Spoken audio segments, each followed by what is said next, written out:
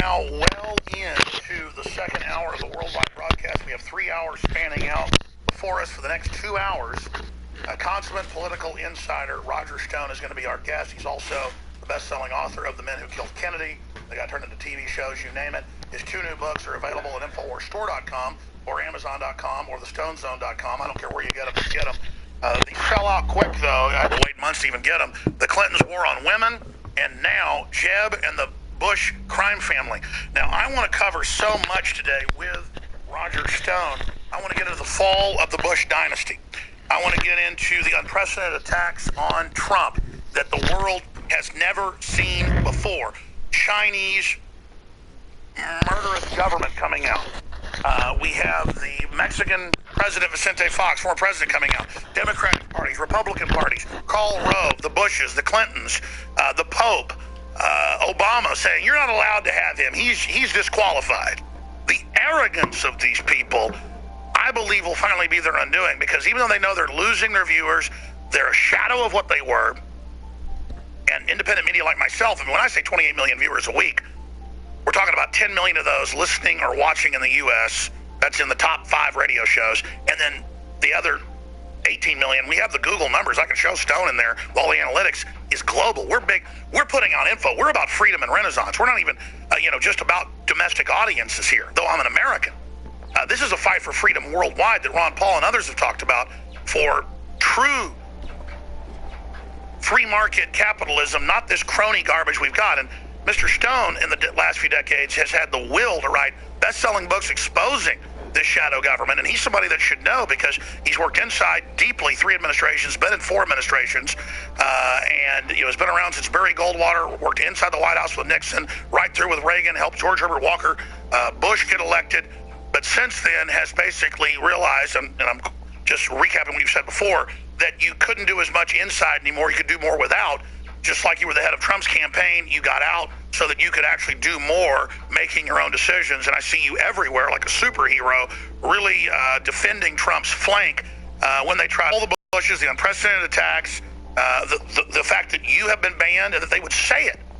We have banned Roger Stone from CNN because he made fun of some of our ignorant reporters.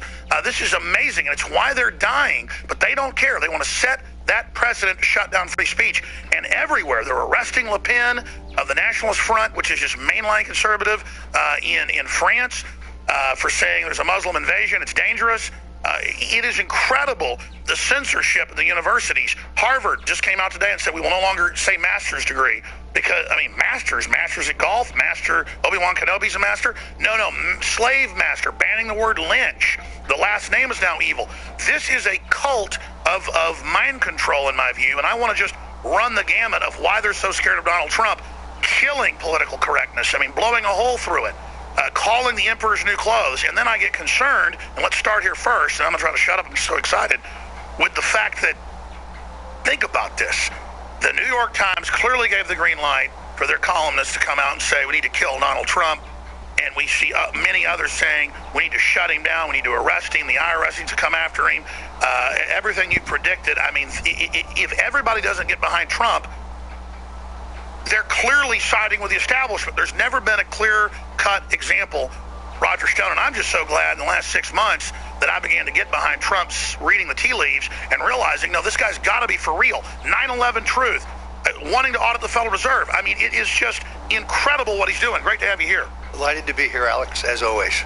I know I'm ranting. It's just so exciting, but my excitement is a mirror of the audience out there. They're like 95% behind Trump now. Folks in my office that weren't for Trump are now saying, no, it's clear we've got to get behind Trump. What do you think's happening? Of all the cornucopia I threw out, where should we start first? Well, this is why the establishment, the insiders, the D.C. Wall Street cabal are so upset. The rise of Trump is a repudiation of 40 years of bipartisan treason. It is a complete repudiation of the fiscal policies that have left this country broke, the immigration policies that have taken away our security, the foreign interventionist policies that have made us spend blood and treasure for nothing, the trade policies that put us at a giant disadvantage to China, to Japan, to Mexico. Trump is naming names, and he understands the Clintons and the Bushes, the Republicans and the Democrats are in it together.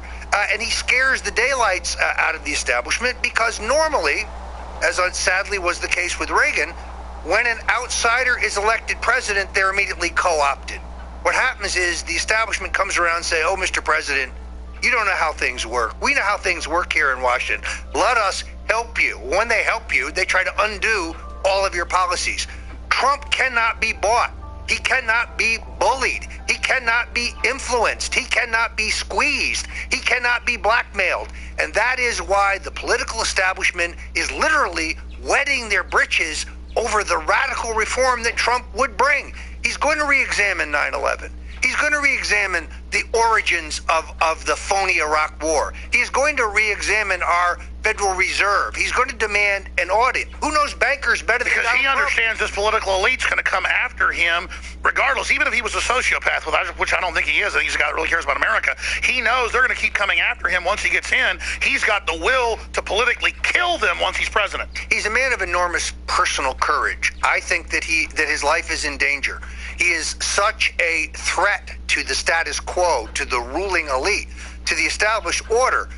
There's no way to stop Trump NATO. Now, I can tell you, in every one of these primary states, the infrastructure controlled by his opponents was greater. Yet he's running up giant numbers. Democrats, independents, African Americans, people who've stopped voting, people who never voted are coming to the aid of their country. He's running up numbers like I've never seen. So he is so much better than his campaign in the sense that this is a spontaneous grassroots uprising. Donald Trump shows up and thousands show up to greet him. And here's the big question everybody asks.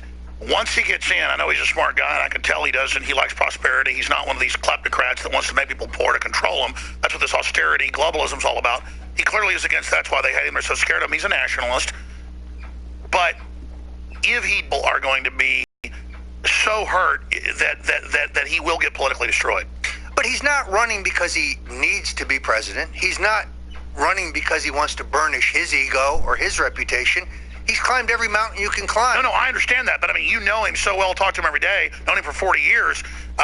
Tell us who Donald Trump really is at his essence and what you think he'll do once he's president. He's a fighter. He is a man of enormous courage. He's a patriot. He's a nationalist. He's a firm believer in American sovereignty. And why is he running? I can sum this up. He's tired of seeing the country go down the drain. And when he says to us, our leaders are stupid, their decisions are stupid, their decisions make no sense.